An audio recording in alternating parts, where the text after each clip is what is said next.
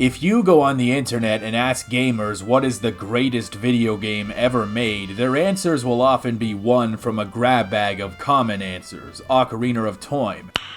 Nice. Mario 64. It was lovely. Metal Gear Solid 2. Peach syrup. Metal Gear Solid 3. Peach syrup again. Mother 3. Really good. BioShock. Alright, alright. The Last of Us. That was a bit rich, but okay. The Witcher 3. Waste of money. But in recent years, I've discovered that this grab bag has another game in it. And that game is Bloodborne. And that actually surprised me, not because I thought it sucked or anything, because until recently I hadn't played it so I wouldn't know, but because it's just one of many Souls games which according to legend are all supposed to be some of the best video games you can play. Subjectivity is implied. I remember when this game first came out, I kinda just ignored it because I knew that with my anger management issues, any Souls game was not gonna be a fun time. That, and the only game I did care about that year was Metal Gear Solid 5, which is my personal game of 2015. But ignoring Bloodborne quickly became very difficult. Everybody was talking about it, everybody was mad at it, and it was nominated for Game of the Year at the Game Awards. Instead, it ended up winning absolutely nothing because that year, the only metric for judging a game's quality was how many dialogue trees it had, but that didn't stop Bloodborne from developing a big following. While it definitely makes sense that the next video game in an already popular series would be successful and beloved, why is this game so much better than not only the other Souls games that came before and possibly since, but potentially every other video game ever made in history? Well, because you can make your custom character look like this.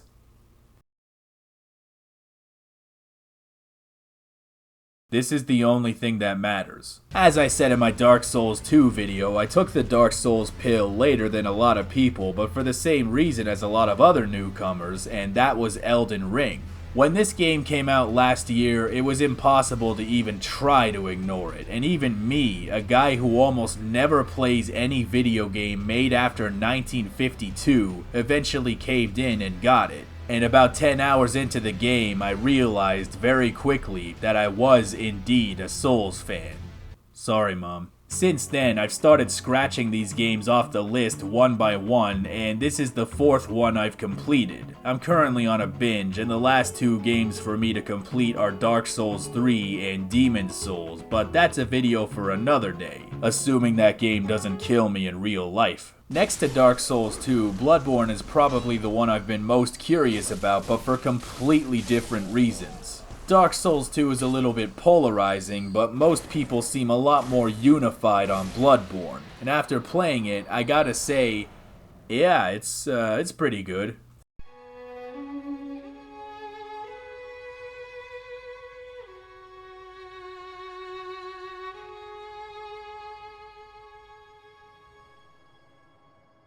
The Souls games are famous for being downtrodden and nonetheless very beautiful, with incredibly meticulously realized worlds that tell a story just by having the player pull teeth to get through them. And Bloodborne is absolutely no exception to that, this time trading out the medieval high fantasy setting for a much more ghoulish, gothic Victorian England setting. It is such a vivid and conscientiously designed world that people who are way smarter than me have studied it to hell and back. Although the graphics are not a technical showcase per se, they are a noticeable evolution from Dark Souls 2, and like always, there's a substantial artistically brazen quality about it that makes it stand out even among games that have more polygons and higher resolution horse genitals. Even as technology continues to evolve, this, along with most games in the series, will still be a standout game from the standpoint of visuals just because of their art direction and enemy designs.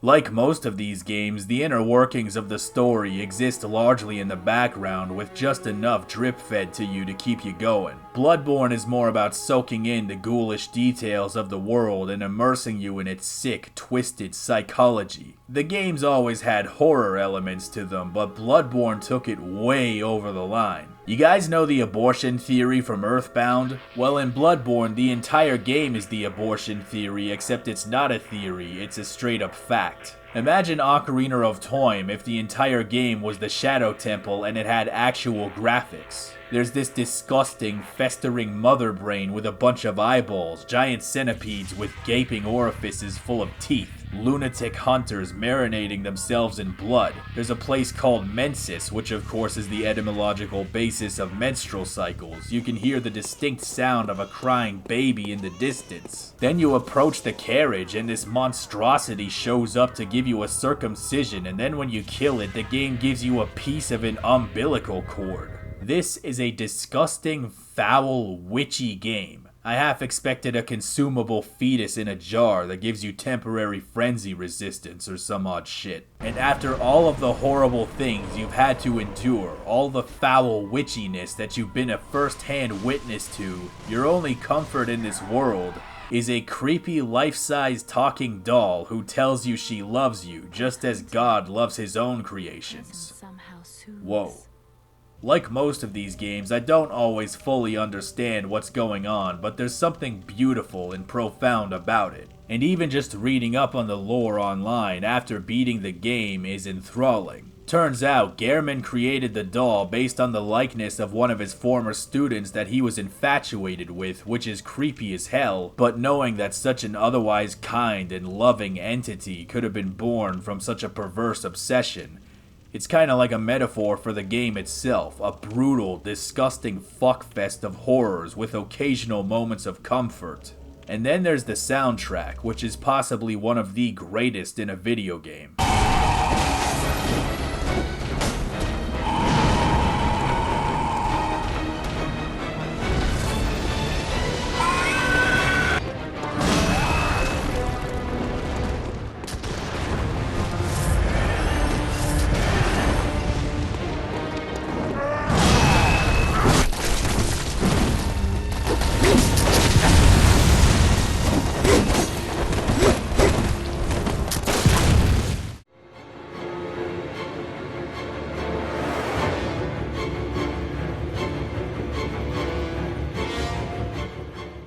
Somebody wrote a comment on one of my videos that said, Dark Souls isn't hard, it's a patience tester. Of course, when you're not a patient person by nature, that distinction is a little bit immaterial. I will say, however, that Bloodborne did test my patience. The game design took some regressive steps backwards to the Demon Souls formula. Instead of getting a recharging Estus flask equivalent that restores whenever you hit a checkpoint or die, Peach syrup. the healing items are finite consumables that you have to stock up on by either grinding enemies or farming souls to purchase them. So basically, whenever you run out, the game's pacing stops dead in its tracks so you can go off and hunt down some more. In a game that's already uncompromisingly brutal and will take you a while to complete just by virtue of being as tough as it is, this feels more like an artificial difficulty enhancer. They also made the fast travel less convenient. Instead of warping between bonfires, the lanterns just send you back to the hunter's dream,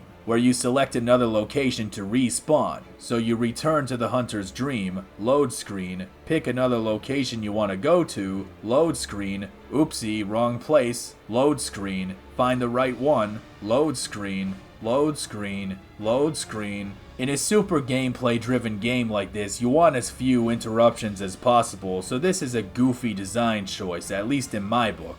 Neither of these things make the game particularly more difficult either. They usually just end up adding a lot more empty playtime to your playthrough. Considering the same exact team has done both of these things much better in previous titles, it's kinda weird to see them fumble it here. On the topic of load screens, Bloodborne also has some technical problems as well. Whether those be frame rate issues or frame pacing issues or even geometry just flickering in and out of existence at certain intervals, it's like the PS4 is holding on for dear life, which, at least in my opinion, really shouldn't be the case. The system has had far fewer issues with much more demanding games, at least from what I can tell, so from where I'm standing, Bloodborne just seems a little poorly optimized. Playing on later hardware has some advantages, but not to the level that you would expect. Without hacking your PS5, it still has no 60 FPS mode, which is a major missed opportunity. I know me and everybody else has already said this, but for the love of goddamn shit, please put this game on PC. Let me play it with a mouse and keyboard like a little computer goblin at 60 FPS. I know you can do this, and while you're at it, put Demon Souls on there as well. I will play 1,000 PC ports before I spend a single dollar on a PS5.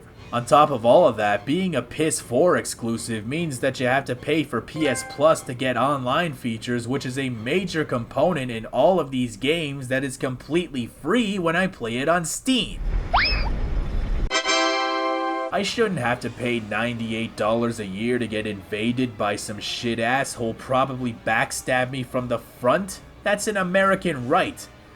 Or whatever. The first thing I noticed about Bloodborne's combat is that it is way faster than the previous titles, and to some extent even the subsequent ones. My first playthrough of the Dark Souls titles often felt like a staring contest where I dumped most of my stats into strength and endurance so I could hold up a big shield and block an entire 10-hit combo, and use the last sliver of stamina to smack him once, and occasionally fat rolling through an attack if I was feeling ballsy enough, because I'm wearing an entire Shagohod's worth of armor, and while that might seem like a bitchy strategy, it did work. Except when it didn't. To circle back to the patience tester comment, while I'd still call these games hard, a lot of my failures, when I really think about it and look at the footage in retrospect, come down to me being impulsive and doing stupid shit instead of keeping my mind centered and calm. Of course, I think you could say that about every video game in some way or another, but Bloodborne, by comparison, has a much greater emphasis on speed and movement and going whoosh and whoosh and whoosh, and then when an enemy is in the recovery frames, you whoosh right back into them and start slashing like a crazy person. There are shields in the game, but they don't do shit. Bloodborne is not designed to facilitate the fencing matches like in the other games. It's more about the dodging and the hitting. The lack of an effective catch-all block move makes it far more intense. Compared to Dark Souls 2, where the bosses are frustrating but the level design is somehow even worse, Bloodborne is the complete opposite. The level design is still hostile, but far more straightforward than Dark Souls 2, but the bosses? They're crazy. I feel like with every single one of these games that I've beaten, there always comes that boss where I'm like, okay, there's no way I'm beating this. In the case of Bloodborne, that happened like 3 times at least. Take Father Gascogna for instance. This guy is harder than 90% of the bosses in Dark Souls 1 and 2, and he's like the second boss that you fight. Even his name is hard to pronounce. What is that? Gascogna? Gascoigne? Gascoigne? Gascoigne? He's so fast and so brutal. He's designed to be like the player character, but stronger in every way. Basically, this guy's like the Marauder in Doom Eternal, but they introduce him at the 10% mark instead of halfway through when you've already mastered the game's mechanics. And then right when you figure out his pattern and you start beating him, what does he do? He transforms into a fucking werewolf and mauls the shit out of you. Basically, this guy's entire purpose as a boss is to say, look, this is Bloodborne. We clown in this motherfucker. Take your sensitive ass back to The Witcher 3, you lilac and gooseberry looking bitch. The cool thing about Gascogna though is that when you enter New Game Plus, you can recruit him to help you kick the game's ass. There is a uniquely exhilarating flow to the boss fights in Bloodborne that often isn't there in the other games. Don't get me wrong, the bosses in the other titles are still epic and dramatic, but like I said, a lot of those bosses boil down to waiting for the characters to make a move that leaves them open to your attacks, and learning how to get through them or around them so you don't get hurt. That's not to say they're easy, a lot of these guys are scum bastards. Bloodborne has the same principles, but because everything happens faster, it ends up being way more frantic. It is worth noting that I'm using an Elgato HD60X, which adds 3 years of input delay on everything, so when you see me die in the footage, it's because of that, and not because I'm a bad gamer. I just got done beating Pikmin 4, which took the exact opposite approach to difficulty, so the whiplash between the two polar opposites may be informing my opinion. but I don't think it's unreasonable to say that Bloodborne is kinda hard. Bloodborne added a bunch of new mechanics like the silver bullets that can be used to stun enemies out of an animation. If you time it right, you can stagger them and hit them with a super stab. Weapons now have alternate attack modes, although I never found anything I enjoyed more than the saw cleaver. If you imbue it with special blood shit, you can make this thing do a ridiculous amount of damage, and by the end, you can really become the most terrifying creature in the game. There are all kinds of intertwining mechanics, like putting blood on your bullets to do special stuff which I'm never going to use, but are going to be great for replayability and experimentation. One thing that's kind of annoying about the combat is the camera. If you're fighting a giant boss with a billion different segments, that cameraman is going to be having a goddamn panic attack every single time the boss does anything. I think if there's one thing that I found a little bit underwhelming about this game, it would have to be the duration. I don't know if I'm just getting better at these games so I'm beating them faster or something, but by the end of Dark Souls 1 and 2, I felt like I'd really seen and done everything. And then there's Bloodborne. It was still a beefy and satisfying game at the end of the day, but when I actually reached the credits, I couldn't help but go, eh? I felt like I missed an entire section of the game, and I ain't talking about no chalice dungeons out here. It's entirely possible I did. These games are famously designed such that it's easy to miss a lot of the content. I've already started my second playthrough, so maybe I'll go through it with a wiki open to see what I can find. I feel like all of these games were meant to be played several times over, so perhaps my opinion will improve somewhere down the line. Especially considering the game has DLC, which I still haven't played, but it's supposed to be ridiculous. Is this the best video game ever made? Well, it's good. This is an incredible video game that is held back by some unfortunate technical issues. And being as objective as possible, that's all I would really want them to change. Let me play Bloodborne at 60 FPS, preferably on a PC. I don't give percentage points in my videos, but that would easily add an extra 3% if I did. In spite of all of this, it is still a remarkably polished video game with a lot of mechanical nuance and depth and a story and universe that just devours you whole if you let it. I recommend playing this game by yourself at night in a dark room, maybe with some candles around. This may not be my favorite game in the entire series, but it stands out from the rest of them in many respects, and it is an incredible game in its own right. And like I said before, you can never just play one of these games, you gotta play them all. Except Demon Souls, I hate Demon Souls.